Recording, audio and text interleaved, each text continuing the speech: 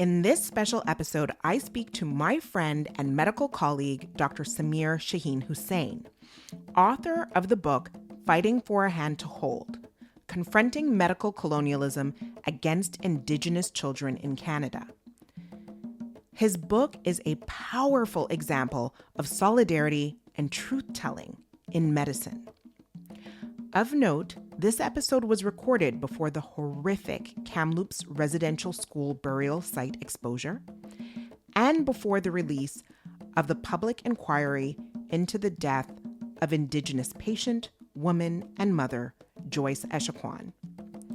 Details of these tragedies are in the notes, as well as how you can purchase a copy of this book. All author royalties from sales of this book go directly to Indigenous-led initiatives.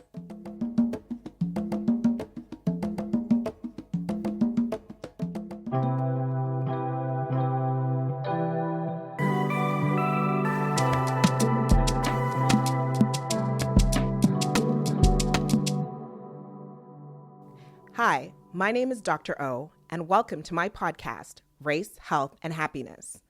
My guest today is Dr. Samir Shaheen-Hussain. Thanks so much for the invitation. It's so lovely being here. All right. Okay. So this episode is really a special episode where we're really talking about your book, Fighting for a Hand to Hold. So we're going to spend some time focused in on this book. I'll kind of just give an overview for our audience, but it's really centered on the campaign that you were part of or co-led, hashtag A Hand to Hold, which started in 2018 and confronted the Quebec government's practice of separating children from their families during medical evacuation airlifts. So that's where sick children who need to be flown from rural areas to the hospital, basically they told the parents that they could not come on the plane. And this practice apparently disproportionately affected remote and northern Indigenous communities. And so your book describes like this practice, the campaign, and it's kind of like a case study on contemporary medical colonialism in Quebec. So this is a heavy book, not necessarily speaking about physically heavy, but as far as the knowledge, as far as disrupting the narratives that we have in medicine. So how does one go from like observing an injustice to writing a book like this? What was your journey? Right. I mean, that's a really important question. To be honest, when the campaign was launched, there was no intention of writing a book. That was not even close to the radar. And in fact, even the campaign being launched wasn't a foregone conclusion. That is that, in the months prior to the campaign, we had been working on trying to get the Évacuation Aéromédicale du Québec, the government agency that's responsible for these medevac airlifts, to change their position and to commit to changing their, this practice. And if they had provided a firm commitment that they would, do that, the campaign wouldn't have even happened. But anyway, the campaign was launched in January of 2018. And it was only maybe like June, July, August of that year that the idea of the book started germinating a bit. And part of that was because, during the campaign itself, there were a lot of ups and downs. It was really like a roller coaster. Initially when the campaign came out, there was a lot of public and media support. And the first response from the healthcare minister at the time, Gaétan Barrette, was that there were no plans to change anything. And then there was, more groups got involved. There was more public pressure. There was more media pressure. And then 3 weeks later, there was a statement from the health minister, a press scrum, where, he said basically that things are going to change. But things didn't change. And in fact, what ended up happening was that a bunch of families, Indigenous families and other families, had to come out to denounce the fact that their kids were still being sent down alone. But ultimately, one of the real kind of triggers, I guess, for me to think about writing a book was in June of 2018. There was a situation where the health minister was actually kind of doing a pre-electoral visit to a community center. And someone who had apparently been following the campaign approached him and asked him why kids were still being sent systematically unaccompanied. And the health minister basically went on a long explanation. And part of that, part of that answer, at one point, he basically predicted, falsely of course, but predicted that he could guarantee that there would be one case, at least in the next 6 months, of a family that would be refused from accompanying their kids because of being intoxicated, drugged, or under whatever influence. And this, he said to this person, but not knowing that this person was actually recording the whole conversation. Oh, wow. So the person was recording him saying some racist stuff, right? Mm-hmm. Like making the assumption that an Indigenous parent or family would be intoxicated and so couldn't be let on the plane. Like that is some very racist stuff that they felt very comfortable saying in public, but somebody was recording. Right, which they didn't know. But I think, like you said, it's these things that people feel comfortable saying in public. Maybe he wouldn't have said it the same way had he known that he was being recorded, but it doesn't matter. It was a public, it was a public space. Pause. If you want to dive deeper into this topic as it pertains to anti-Indigenous stereotypes in medicine, check out episode 3 of this podcast, where I interview Cree Anishinaabe physician Dr. Marsha Anderson about her experiences of anti-indigeneity in healthcare.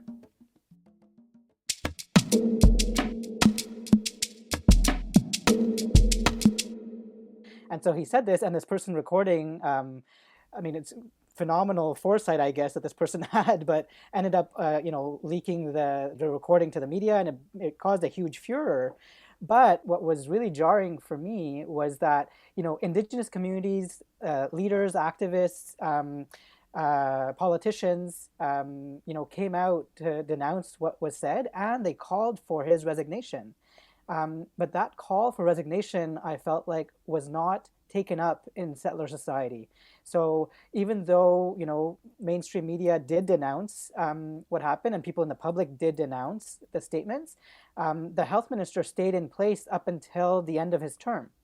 And so that begs this question, right? Like when a health minister who, just for your listeners who may not know, but this health minister himself was a radiologist, is a physician, right? And so when this health minister makes these kinds of comments that perpetuate racist stereotypes, in this case using this, the trope of the quote unquote drunken Indian, what impacts does that have on the healthcare system, right? On personnel, people who are working in the system, who may espouse similar views, and they basically probably feel sanctioned, endorsed, if not emboldened, to have and maintain those kinds of views in their daily work. And then you have to wonder, when some news comes out with what happened to Joyce Echaquan, the brutal death of Joyce Echaquan that I'm sure people are aware of. She was a Atikamekw woman who died in Joliet Hospital at the end of September, and recorded how she was basically being treated with racist epithets from medical personnel. And then we wonder why that can happen. Well, clearly that can happen when there's a health minister who espouses and says these things with such impunity. You know what, you have described what really is core to this. And, when I was just speaking to some residents today and teaching and saying like the systems of oppression, and in this case, anti-indigeneity, are like the disease. And then what happens on the interpersonal level between people are kind of like the symptoms. Like people like to talk about the bias and all of that, but they're very much intertwined. And so when you have somebody who's at the top of the system, really upholding systems that create disproportionate disadvantage, like this rule around who can come with their children or not wasn't specific to Indigenous communities, but disproportionately impacted Indigenous communities. And then that person creates a culture in which saying like very racist things as a health minister is tolerated. Then of course, when it comes down to at the patient level, we see that manifest, and we look at these the nurses or the healthcare provider and say, how could you do that? But we also have to think about the system that allows this to happen. So it's important to do that zoom in, zoom out. I know for a lot of people, it's really hard to stay abstract in these systemic, forms of systemic racism, but then that ends up trickling down to real life for patients. And so based on what you just said, I actually want to zoom down a little bit further, because in your book, you also talk about some children, some situations or patients that you saw that really motivated you to zoom out and think about this unjust system. Because I'm a mom. I can't imagine, like, my child is sick and needs to go to the hospital, and then you tell me I can't be with my young child. My children are 5 and 3 years old, right? Like, I can't imagine the heartbreak of my child being critically ill and being put on a plane to a hospital, and you telling me I can't get on that plane and hold my child's hand. I can't be there. God forbid, situations where a child passed away. So do you want to kind of tell people what it was like for you to see how that system manifested itself in your day-to-day work? Yeah, of course. I mean, one thing I want to highlight before, because I'm worried I'm going to forget, is I definitely do not want to make it out to be as if I'm some kind of a hero in this, in the sense that, this practice, this non-accompaniment rule had been in place since at least the 1980s. And I did most of my medical training at McGill. I did most of my residency at the Montreal Children's Hospital, and I'd already been a staff for almost 10 years.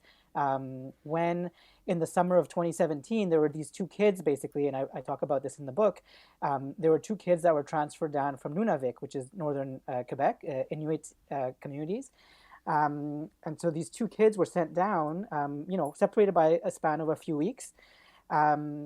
One following an accident, this kid fell off an all-terrain vehicle. It was a young kid, it was a preschooler, and was sent down for suspicion of abdominal and head trauma. And I think the story is actually very compelling, because what ended up happening is that the kid was sent down, and you can imagine, right? Like you just said, like most parents and most people who have children in their lives could not imagine a situation where they would be, removed from their kids during medical care. In these cases, these kids were, taken from their home communities on this gargantuan plane by this medevac team, sent down to Montreal, transferred on an ambulance, taken by another paramedic team, basically, to the Montreal Children's. And then at the Montreal Children's, they're basically greeted by another group of strangers who are poking and prodding them, speaking in a language oftentimes that they don't even understand, because many of these kids at this point in time didn't speak English or French. The younger ones, they learn English later, and we don't speak Inuktitut in this case. And so you can just imagine that just basic, right, trauma for these kids.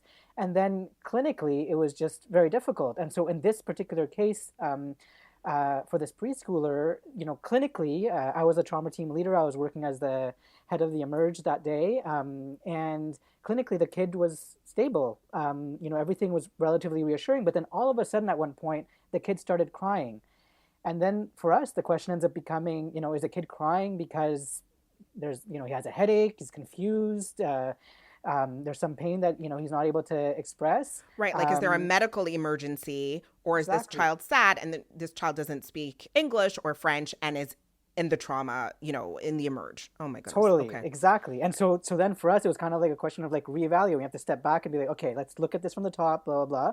And unfortunately, at that time, we didn't have an interpreter available on the spot. Maybe half an hour later, we got an interpreter, and then it turned out that through the interpreter, we learned that the kid was crying because he missed his mom, right?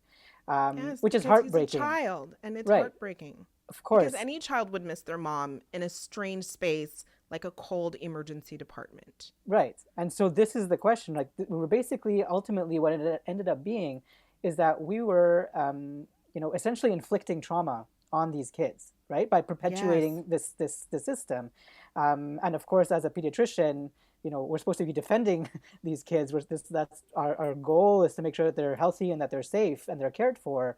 And yet we were part of the system that was perpetuating this violence against them.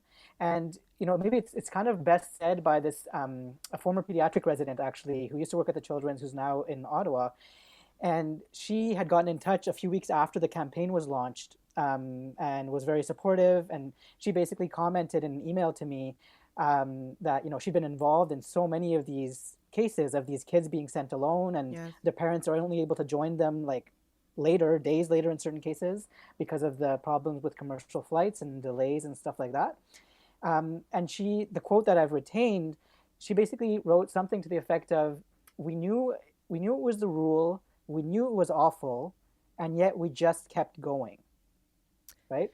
And I think it speaks to this complicity that we all are actually a part of. And that's why I just wanted to mention that point earlier, that I don't want to pretend to be a hero, because this practice had been in place for years. And I don't know why these two kids in the summer of 2017 impacted me like they did, but they did. They haunted me.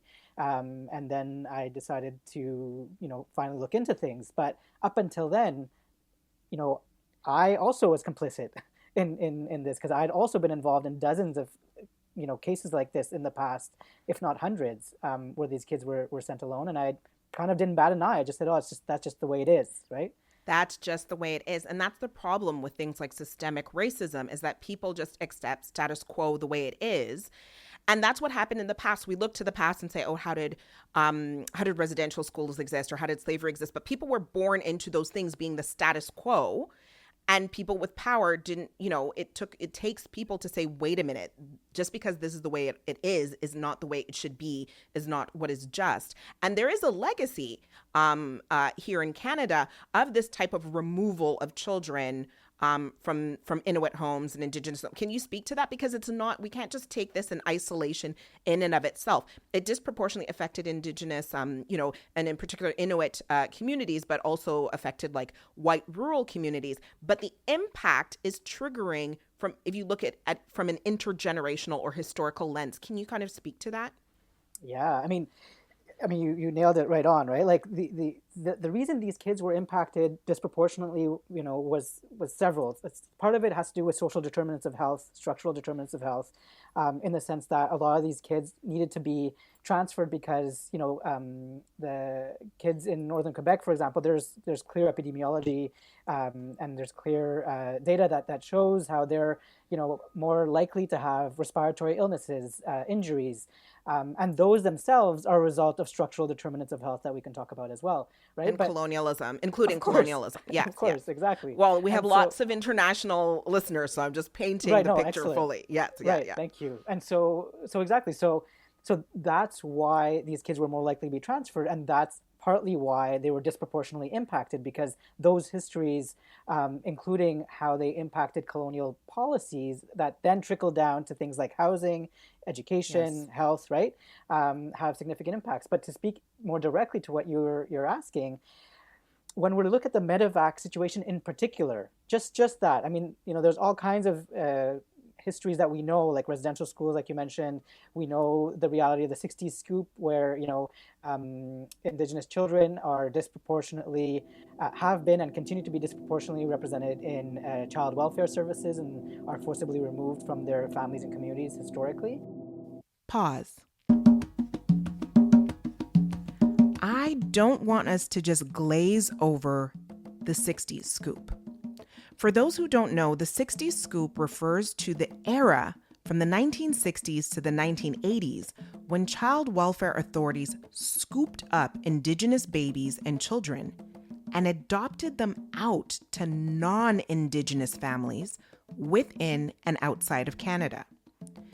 The children who were placed in homes outside the country were sold and bought for thousands of dollars by white American families. Many 60s scoop survivors have reframed the scoop as human trafficking commissioned by the state.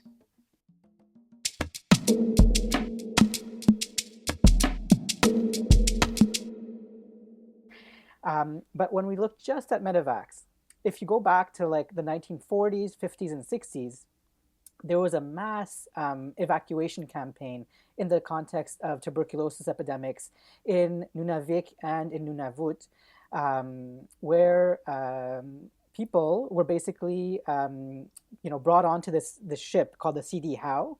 So Inuit people specifically, were basically brought onto the ship in different, the ship would basically make stops in different communities off the coast of the, James Bay, Hudson Bay, Ungava Bay. And then these people would basically be screened for tuberculosis. If they were found to have tuberculosis, they were kept on the ship. In certain cases, they weren't even allowed to go back to their homes to get stuff, right? Children were sent alone. Inuit women who were nursing, in some cases, their babies would be taken from them and given to another person, often women, to go back to the community, and then they would be separated like that. And so this happened in the 40s, 50s, and 60s for these people basically to be cared for, in quotes, in Indian hospitals and in sanatoria, tuberculosis sanatoria in southern cities, Toronto, Montreal, Hamilton, Edmonton, etc. And of course, Indian hospitals were segregated hospitals for Indigenous people with the ridiculous misnomer Indian, which is another layer of Christopher Columbus problems, but ultimately were segregated hospitals with reduced quality of care in the first place. But yes, ripped away from their household, ripping families apart so that they could be quote unquote treated for tuberculosis. And in many cases, for on the average was basically 30 months, right? 30 months of treatment. And in some cases, there's reports of children who were in these hospitals for up to 7 years, if not longer, right? And so in many cases, the kids didn't even come back, and families didn't hear about what happened to them. They were, in some cases, they were literally disappeared. So that's the 40s, 50s, and 60s. This is a mass campaign. And, it wasn't only Inuit that were brought to these hospitals, because there were also Indigenous people from other communities, like you mentioned. But that ship experience on the CD Howe, that was, very particular to the Inuit from Nunavik and Nunavut. And then if you kind of keep going, follow time, right? And so in the 50s, 60s, and 70s in Quebec, this is even before IVAC, like the formal government organization, provincial organization for medevac airlifts came into existence. Before it even came into existence, there are countless cases of Indigenous children from different communities. So we're talking about Atikamekw, Innu, Anishinaabe or Algonquin, among others, where kids were medevaced alone and then brought down to hospitals, including the hospital in Joliette, in La Chute, as well as, urban centers. So other Quebec cities. Other Quebec cities, yeah. And then they were basically, in many cases, literally disappeared. So in some cases, they died. In other cases, they were put into foster care or adopted. And to this day, there are families who still don't know what happened to their kids. Right. So now, if you follow that to the 80s and then this non-accompaniment rule, there's like a continuity, right? Like you cannot exactly. It's so understandable why families would be petrified and terrorized at the prospect of their kids being ripped away from them. Yes, of course, with that legacy, and I think that's always the important, because in our society, we try to almost act like, our situation is like copy pasted from nowhere. Like, you know what I mean? You look at the present time, but it really is important to understand the legacy of how these forms of colonialism and oppression affect communities and how that's passed down, right? We see that with, multiple different communities that have faced oppression and how it's faced in common day. So of course, there's going to be an immediate fear in families and communities. Like, this is what happens. Like, we have to be there for our children. Which compounds it. But even just the fact of being separated from your sick child and the experience for that sick child, I can't even begin to imagine. And so I think it's really amazing that that you joined in solidarity with, Indigenous communities to have this campaign, to be an agent of change along with many others, and to change this policy that, again, had been normalized. That's the problem, right? With issues of systemic racism, we just accept status quo, and particularly in medicine is problematic. But one thing that you mentioned at the beginning that I want to circle back to, as you said, you don't want to be seen as the hero. And I think that's really an important thing I want to unpack, being non-Indigenous, but speaking about an Indigenous issue, because that can be a tricky and oftentimes problematic space of engaging in saviorism or speaking on behalf of a group. So kind of, you want to maybe unpack that a little bit for the audience? Of course. So, I mean, I was doing a family medicine rotation in Sioux Lookout, and I also, worked with folks in Pikangikum, which are basically Indigenous communities in Northern Ontario, OG Crees specifically, if I recall. And that really had an impact for me to make myself ask questions of being like, the reality of health discrepancies being so significant. And then when you start asking these questions, ultimately it brings you to colonialism, right? Like the structural determinants of health, systemic racism, like you mentioned earlier. And that, kind of had an impact on me in medical school, and I guess stayed with me throughout. Pause. I need to unpack a heavy term that Dr. Shaheen-Hussain mentioned. He talked about colonialism as a structural determinant of health. So what does that mean? Well, the World Health Organization has noted that the uneven distribution of money, power, and resources locally, nationally, and internationally has impacted people's health. Colonialism is a major structural determinant of health, not just 300 years ago or 200 years ago, but it is a major factor impacting our health today.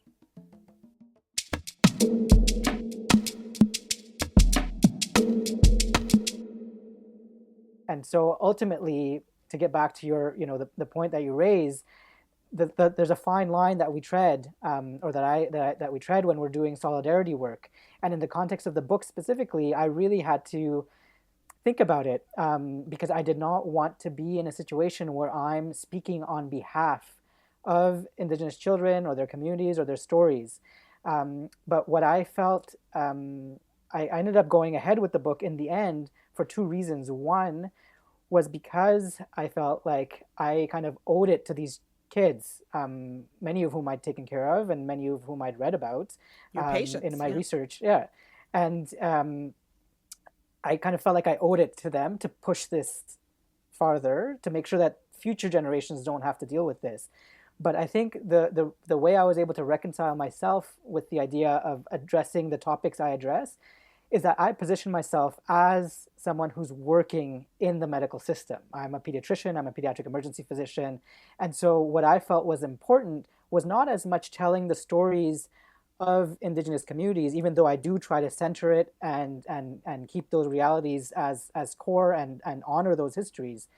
But what I try to do is to tell the story of the medical establishment and of physicians, of healthcare professionals, of researchers, of scientists who have committed individual acts of medical violence, but also systemic or systematized acts, institutionalized acts of medical violence.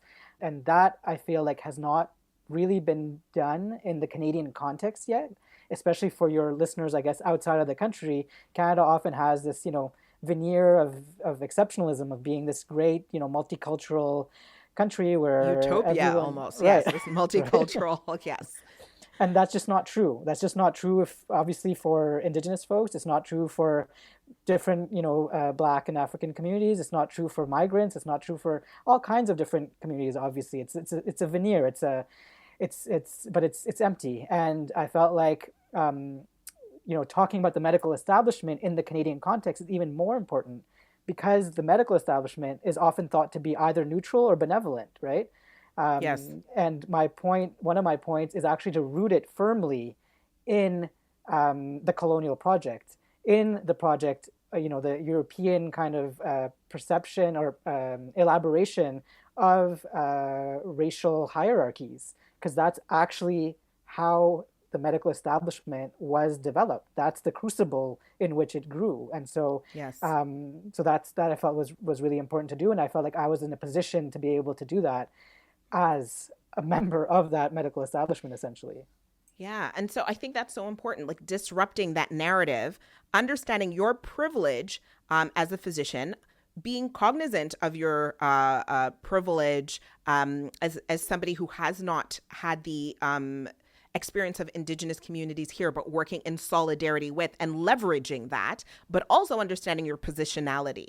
And so speaking in solidarity as opposed to speaking for a group. And that's, as you said, it's a fine line, but it seems like you've done it really, really well, really kind of saying that we are taking that microscope and focusing in on medical colonialism and understanding, I'm a physician too, that we are part of this legacy, even though we are also members of groups that experience oppression. And so that is a difficult thing.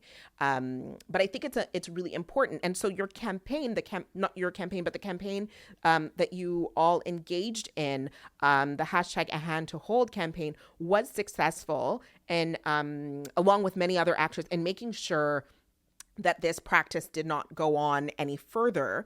But I think, by the time you wrote the book, that had already changed. So there had been disruption of a system that was creating a horrible disparity for children. But beyond that, I'm wondering, in thinking about the impact that you want the book to have, and in what you want the reader to take from the book and go forth perhaps and think about doing. Do you want to kind of speak about that, like what you're hoping that the book will accomplish, aside from shedding light on an issue? But what are you hoping the book will do for the reader? It's difficult to kind of divide, I guess, my hopes in terms of who the readers are, in the sense that I think many listeners may think that this is meant for, people in healthcare, but the book is really not meant just for people in healthcare. I mean, obviously, I hope people in healthcare will read it, but it's really meant for the general public as well. And I think the goals are a few fold. I mean, one is in the immediate short term is to recognize that the medical establishment is not neutral, is that it has a history, and that it has a history that's rooted in colonialism and racism, among other forms of oppression. So that's like the first step, right? And sadly, in Quebec, for example, the Quebec premier still refuses to acknowledge systemic racism as existing, right? Like just the existence of systemic racism is denied in Quebec. And so that's sadly that first step of just quote unquote awareness Yes. still needs to happen. So that's kind of one. Then within healthcare, I think my hope is, like you mentioned, is disrupting, there are all kinds of situations. It's not specific to Indigenous folks necessarily, but certainly Indigenous folks feel the brunt of medical violence in very, very specific ways.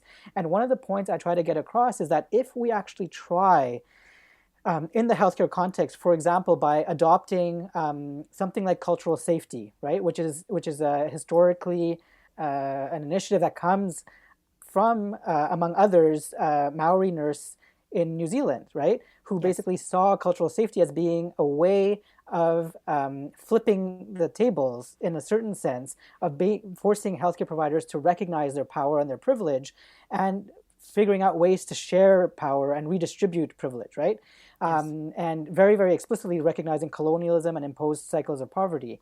And so if one of the things I call for in the book, for example, is that cultural safety be implemented across the board, in a way that's not depoliticized, in a way that recognizes that history. And if that happens, then everyone's actually going to benefit, right? Like, because the things that we learn, the Yes. tools we gain from Yes. cultural safety will be useful for the white Quebecois family that you'll see who's financially struggling, let's say, or that Yeah. has the individual who has a disability or whatnot. The approach, the understanding of how power works, that lesson is so significant, it can have impacts in clinical care.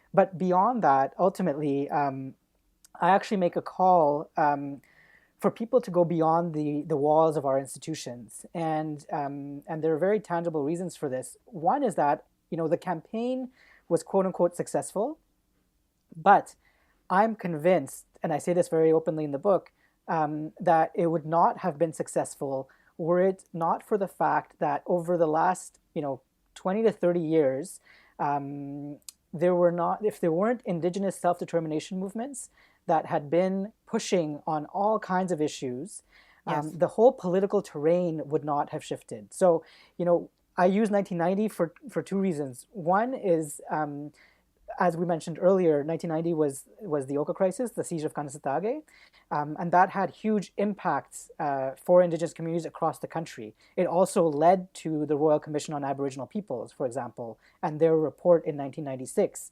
that addressed a lot of issues around colonialism. But 1990 was also when the first petition that we're aware of was launched to end the non-accompaniment rule, right? Where the And parents so couldn't go with their child. Yes, that rule. exactly, Okay. exactly. And so Okay. what was interesting was that when that petition was launched, it was completely ignored, and there was essentially no follow-up done to it. It was basically like, no, we're going to continue this way. And since then, since 1990, there were a bunch of other attempts to end the non-accompaniment rule. So it's not like the government didn't know. They knew, they just refused, right? That's where Right. systemic racism plays into things. But so in parallel, you have people trying to end the non-accompaniment rule, whether healthcare providers or communities themselves, directly affected Yes. communities themselves. And in parallel, you have things like the Oka crisis, and then subsequently, all kinds of other, uh, you know, issues that came up, including in Ontario with, like, let's say the Ipperwash, crisis, and the killing of Dudley George and other things like that from the OPP. That really, I think, over time, including the Truth and Reconciliation Commission, made people realize how significant colonial violence is. Yes. To the point that in 2018, when the campaign was launched, the political terrain had shifted compared to 1990, such that having kids sent alone on medevac was just like intolerable. It was just like socially could not be acceptable anymore. But that's not a result of the campaign only. It's a result of the legacy of activism prior to that. And Indigenous-led activism, right? That just shifted things so significantly. So I think that's really important. No, and I thank you for highlighting that, because I think sometimes where people want to be involved in system change, they think it happens overnight. But there are so many people who have come before us who have made sacrifices. And so, but they push things along, but you don't see the change. And then all of a sudden, like, the wall topples over. But it's not because one person was like superwoman, superman, or superhuman. It's because so many people had been like, pushing and slowly dismantling that wall. So then now it just fell over. But we have to now go to the next wall and know we're going to keep pushing. And that might not fall sometimes during our lifetime or while we're there, but we push and we push. And we honor those who have been doing the pushing, right? That makes that possible. So I'm wondering, though, because doing this kind of pushing, writing this kind of book, disrupting systems is not easy work. And I know that you're kind of similar to me, although you are much better at it than me. But as far as advocating and speaking up, it's almost like that's the way that we cope with knowing that there is injustice, knowing that we're complicit in systems that are problematic. But aside from that little piece of like, it's a way to kind of feel like, okay, I recognize that I'm part of an unjust system. I'm going to do something about it. There's a risk. There's a risk that one could lose one's livelihood. There's a risk, there's reasons why people stay quiet. So I wanted to ask, as we wrap things up, because it's not easy to write this kind of powerful book. And I do recommend that like everybody read it. It's just so powerful and disrupts that Canadian narrative that is so problematic. We have to face these issues so we can address them. But for you, what gives you the courage and hope to do this type of work, knowing that there are risks that come with it? Yeah, that's a tough question, I guess, in a way.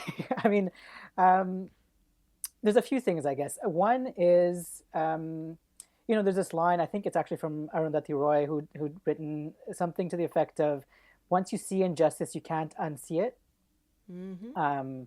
And so I think there's an element of that where once you know that things are structured in a way that's unjust, like you basically have two choices, right? Either you go with the flow and accept those injustices, or like you said, you push those walls, you fight, and you become part of those struggles to, even if you may not see the results in your lifetime, you need to be part of those struggles to change things.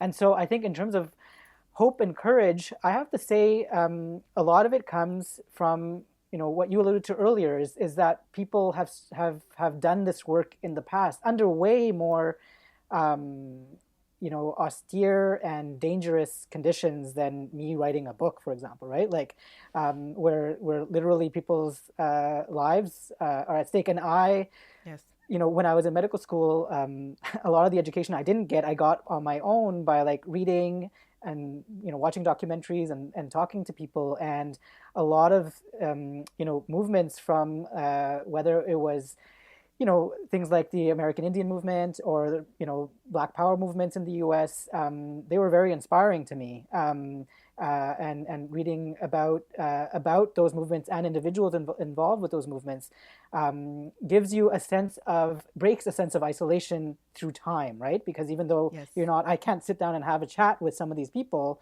but reading things like from Asada Shakur or Angela Davis or so many others that I could name. Even if we can't have like a one-on-one conversation, their work and their inspiration is there. And then on the other end is the fact that I think, to be honest, for me, one of the things that's been most grounding and most sustaining and most inspiring has been being part of movements on the ground, being part of collectives, being part of this community or these communities that are engaged in fighting for change. And it's that community, I feel, that has provided the sense of, a way of breaking away from the isolation that would otherwise be imposed, right? And it kind of Yes. gives you a sense of feeling normal, in a sense, because we so don't feel normal oftentimes in the medical world because things are not normal there actually. Yes. But it's grounding in this way of realizing that there are people engaged and care, care about others, care about the future, in very, very tangible ways. And so ultimately, it's not about one individual that I can cite that I find has inspired me. It's really about these movements and these collectives that I think has the most potential for change. And historically, we know that that's always been what's changed things, right? Like we as a Yes. society are Yes. obsessed, unfortunately, with elevating individuals. Yes. But the reality is, like you mentioned earlier, is that as individuals, we like stand on the shoulders of giants, right? Like, and many giants, let's say, and those that collective work is always and will always be the only thing that's going to change, the systems of oppression, to be able to ultimately come to a world where justice, peace, and love can actually, exist in a meaningful way. Samir, I love your answer to that because it really just captures so much of what this podcast is about. You found joy and connection, right, through resistance and making a difference, but also bringing a voice that maybe another person who is feeling alone and isolated or in despair or even hopeless might read and find hope and find truth, and doing that in solidarity with so many people. And so I really want to thank you for writing the book. Thank you for the work that you're doing. And through that, because you are connected, as you said, it's not just the individual. People say, what can I do? Well, you can join a collective, you can join a group. And that's what you have done. And so for all of the people who are connected to you, and in the book, I've never seen shout outs. It's like pages and pages of shout outs, but really all of the people that you are connected to who have made it possible for this book to be written and for this campaign to happen, I also thank through this interview and inspiring all of us. So thank you, Samir, or shall I say, Dr. Shaheen-Hussain, for joining us and inspiring us and telling us about your book, Fighting for a Hand to Hold, Confronting Medical Colonialism Against Indigenous Children in Canada. Check it out, and thank you again for joining us. Thanks so much, Dr.O.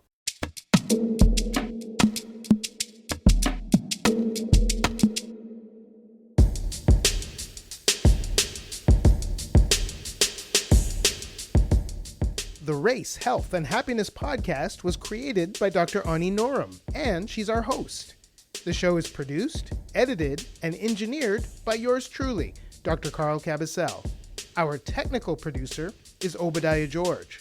Awit Siam is our research and resource manager, and Sindhu Senthil Mohan is our medical research consultant. Promotions coordinator is Jordan Gibson, and social media coordinator is Latoya Powell.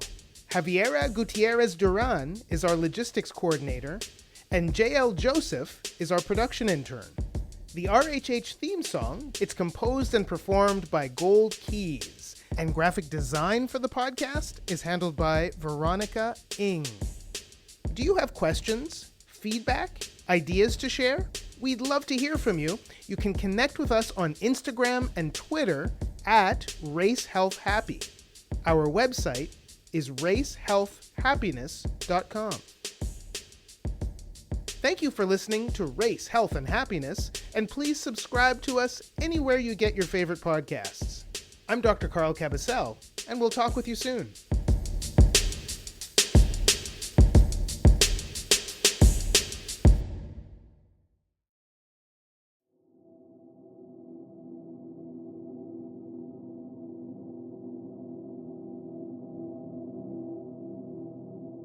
Pause.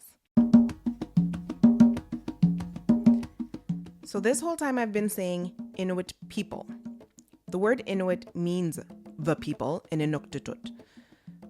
So I should have just said Inuit, plain, simple. I think it's important to expose my mistake. Now, in my mind, I can hear my family saying, aren't you a doctor? Please don't disgrace us now. But this is about my own learning journey too, so it is important to expose it. Here I have to quote poet and now ancestor Dr. Maya Angelou, who said, "When you know better, you do better." And so I am committed to that. Now I know better. And shout out to Alyssa at the Museum for Inuit Art for her enlightening post on this topic. Thank you.